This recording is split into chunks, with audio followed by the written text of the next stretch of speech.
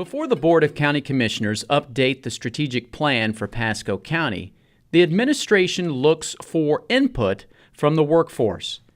Guiding that input process is the Sterling Council of Florida. We just work with lots of different organizations to help them improve the way they do their work. We offer training, assessment, and we do a yearly conference which brings in people from all over the country to present some of the best practices in performance and in process improvement.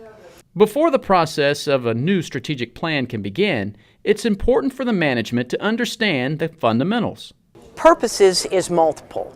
One, you are able to really look at how you're spending your time, your people resources, how can you set the priorities, and then make all of your processes more effective and efficient.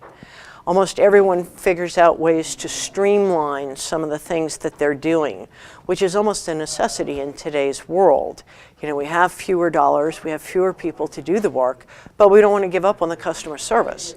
So in the public sector, that's absolutely critical for people, maintaining that level of service, but doing it in a more effective and efficient manner. Like a strategic plan, the Sterling model has goals and objectives. The objectives for Pasco County were to bring more people. We have a few people who have been examiners for Sterling, but we wanted to introduce first of all, the Sterling Council and the National Baldrige organization to all of this leadership team. There were a lot of managers and supervisors here and some frontline people.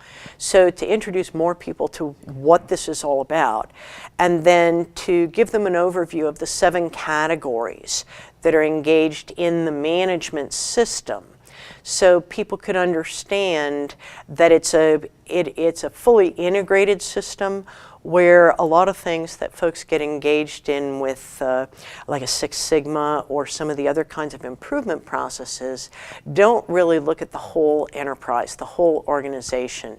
And this takes you all the way from leadership to the results that you get, and hits on your strategic planning, your customers, how you measure how well you're doing, how you maximize your workforce and build a culture for them to have really high performance.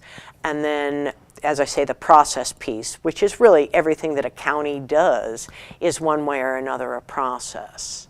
The basic steps for a strategic plan start with the county SWOT analysis.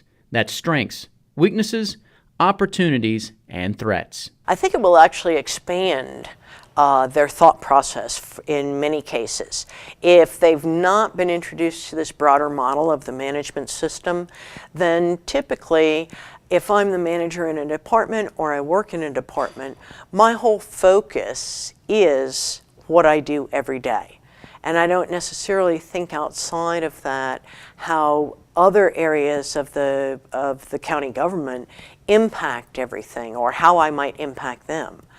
And I may not think about something like the planning if what I'm doing on a daily basis isn't really engaged with that strategic plan.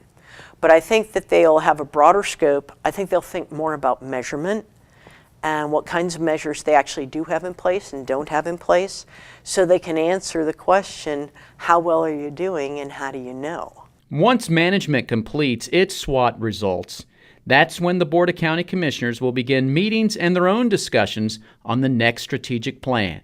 And they hope that will continue to build upon the current plan and bringing opportunities home. And for more information and upcoming meetings on the county's strategic planning process, just go to the website at pascocountyfl.net.